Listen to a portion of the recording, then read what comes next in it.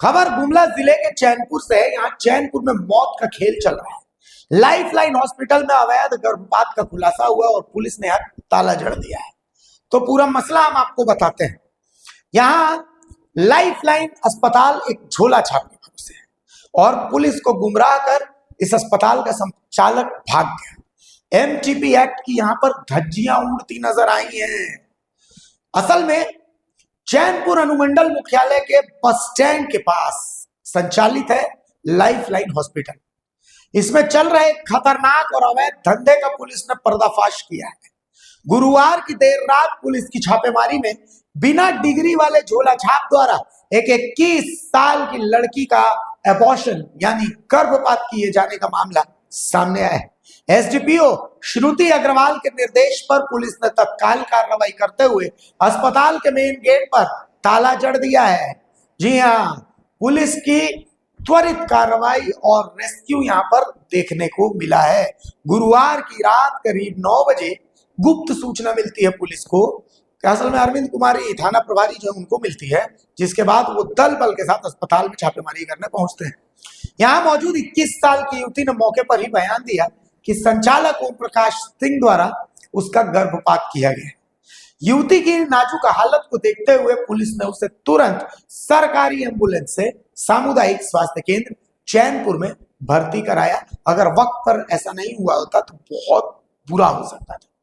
इसके बाद संचालक फरार हो गया और उसने कोई कागजात नहीं दिखाए। पुलिस ने अस्पताल संचालक ओम प्रकाश सिंह को शुक्रवार दोपहर 12 बजे तक रजिस्ट्रेशन और मेडिकल डिग्री के साथ थाने में उपस्थित होने का अल्टीमेटम दिया था।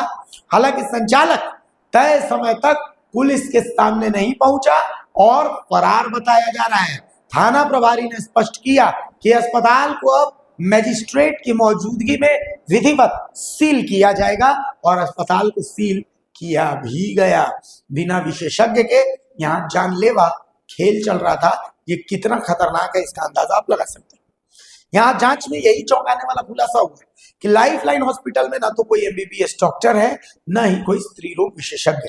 संचालक ओम प्रकाश सिंह जो महज एक आरएमपी है, खुद को डॉक्टर बताकर मरीजों की जान जोखिम में डाल रहा था और हर गंभीर बीमारी का इलाज वो यहाँ पर करते रहा था। सरकारी डॉक्टर की भूमिका पर भी यहाँ सवाल खड़े हो रहे हैं, इसलिए क्योंकि छापेमारी के दौरान सीएचसी के डॉक्टर प्रभात कुमार की अस्पताल में मौजूदगी और उनकी संदिग्ध भूमिका चर्चा का विषय बनी हुई है। आरोप है कि उन्होंने परिजनों को मीडिया से बात न करने की हिदायत दी। डॉक्टर प्रभात के अनुसार युवती को ब्लीडिंग की शिकायत थी, लेकिन उन्होंने अभी तक आधिकारिक तौर पर अबॉर्शन की पुष्टि नहीं की है। उन्होंने कहा कि ब्लीडिंग भारी वजन उठाने से भी हो सकती है। तो कुल मिलाकर के यहाँ कानून का खुलेआम उल्लंघन हुआ, कानून को ठेंगा दिखाया गया है। यह मामला medical termination of pregnancy act 1971 और भारतीय न्याय संहिता की धाराओं के तहत गंभीर अपराध की श्रेणी में आता है और नियमानुसार गर्भपात केवल मान्यता प्राप्त केंद्रों पर योग्य डॉक्टरों द्वारा ही किया जा सकता है। थाना प्रभारी अरविंद कुमार ने कहा है कि अस्पताल में ताला लगा दिया गया है और मजिस्ट्रेट की निगरानी में सीलिंग की प्रक्रिया पूरी की जाएगी। संचालक कागजात पेश करने में विफल रहा है और अवैध तरीके से चिकित्सा कार्य कर रहा था, तो जो कानूनी कार्रवाई है वो कानूनी एक्शन लिया जाएगा। वर्षन के मामला तो आप बता रहे हैं, लेकिन वर्षन का मामला नहीं, वो पेशेंट पेन ऑर्डोन लेके आई थी और ब्लीडिंग डिस्चार्ज हुआ था।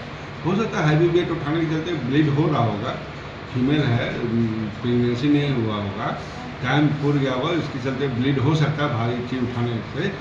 तो हम लोग संज्ञान ले रहे हैं, देख रहे हैं। पेशेंट अभी ठीक है, ट्रीटमेंट चल रहा है। अब पेशेंट से हिस्ट्री लेंगे, क्लिनिकल क्या है उसका हम जानेंगे, उसके बाद ही बता पाएंगे। सर कौन सा निजी अस्पताल से सर लाया गया था यहाँ सामुदायिक स्वास्थ्य केंद्र?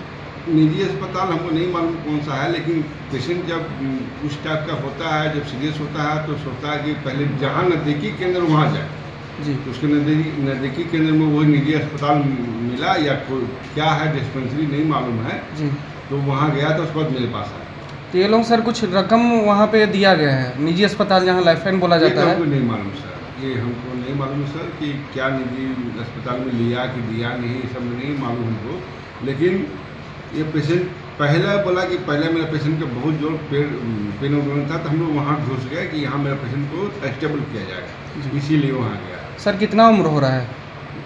ये जो पेशेंट है उसका उम्र 20 साल हो